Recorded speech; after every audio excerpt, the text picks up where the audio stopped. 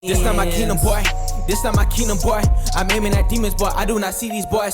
They're living for Lincolns. Their money dry up and start shrinking. My team full of lions to find. Come to your city and spark up a riot. Eating these beats like I'm needing a diet. Shout out to D-Ski and shout out to Tyus. Yeah, we gotta go. We gotta go. Taking the message from coast to the coast. My trust in the kingdom. My hope in the most. What's good, NMKBH Nation, man? Thank you for tuning in to another episode of the NMKBH Talk. This is part 3 and the wrap up of our series on being content. Man, we've absolutely loved making this. We've loved studying this because this is something that's touched both of our lives a whole lot, and we hope it's been doing the same for y'all. So today we're still in Philippians, but we're in chapter 1, verses 20 through 24, and it says, "For I fully expect and hope that I will never be ashamed, but that I will continue to be bold for Christ, as I have been in the past. And I trust that my life will bring honor to Christ, whether I live or die. For to me, living means living for Christ, and dying is even better. But if I live, I can do more fruitful work for Christ. So I really don't know which is better. I'm torn between two desires. I long to go and be with Christ, which would be far better for me. But for your sakes, it is better that I continue to live." Man, there's a lot in there that is just so good. And the reason we chose to end it with this is because that's the ultimate level of being content. When you understand that if I die, that's great because I get to go be with Christ. And before we really dive deeper, I want to be clear. We're not suicidal. We're not talking about that type of thing. We're just saying if we die because of our stance in Christ, we're 100% okay because we know that that's better because we get to go be with Christ. But if we live, that means we get to do more work for Christ and get to get more brothers and sisters in the faith with us to have eternal in heaven with us. So that's the ultimate level of being content, because when you have that mindset,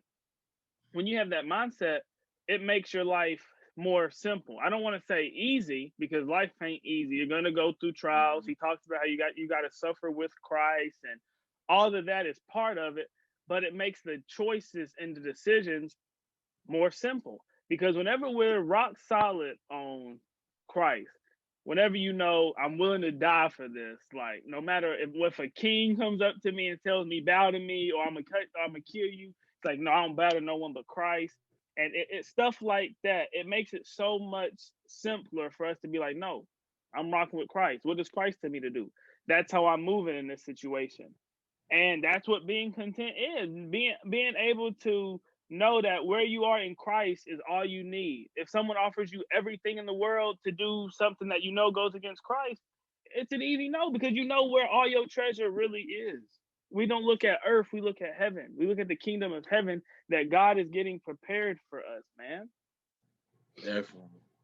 And man, Paul don't miss. Paul don't miss. I like this because I've heard plenty of times like people talking about especially when people go through things in life and they say, well, it would be better if I was dead, like I would be with Christ. It'd be better if I was dead, it'd be better if I was dead.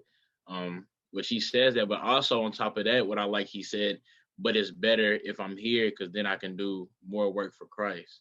I was like, ooh, that's a big one, because like yes, being content in dying, because yes, we know where we're going afterwards, but then we can't do no more work for Christ.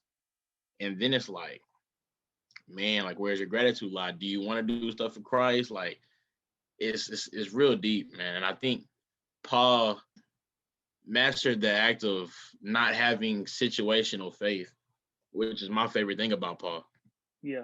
It's like, man, like he really is like, no matter what happens, you can throw me in jail, you can threaten to kill me, you can do this and this, you can take everything I have, but as long as I'm doing what Christ tells me to do, I'm good.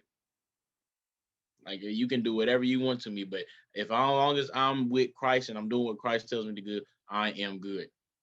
Man, that's where we need to get to, man. Man, that's the ultimate place we want to be. We always talk about being all in. And that's how you be all in. when you understand that he's all you need. Christ is all you need. And when I'm so glad you brought up that point about really doing the work for Christ while you're still living. Because like you said, it's easy to think, yeah, I'll be better with Christ, but are you doing the work while you're down here on earth? That's good, man. That's what we down here to build that kingdom, man. To help build that kingdom.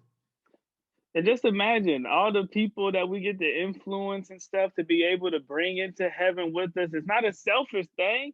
Jesus was relational. He went and talked with people who religious leaders thought he shouldn't talk to. He went about and he did all that stuff. Paul talks to a whole lot of different people. It wasn't a by himself type of faith. He went and tried to get as many people on board as possible. And that's the type of life we need to live. Because when we get to heaven, we ain't gonna have to be doing that. We're just worshiping God. That's what we're doing. Yeah. We're worshiping God the whole time. So down here, we need to try to get as much people to be able to experience that for eternity with us and really be going up to heaven, man. Man, that's not even just say that we save people, man, just to let God use us to bring them closer to him. Yeah, that's the key. We don't do the saving, but we be planting. God uses us to plant seeds, and he do the increase, but he sure do use us to plant the seeds. And yes, sir.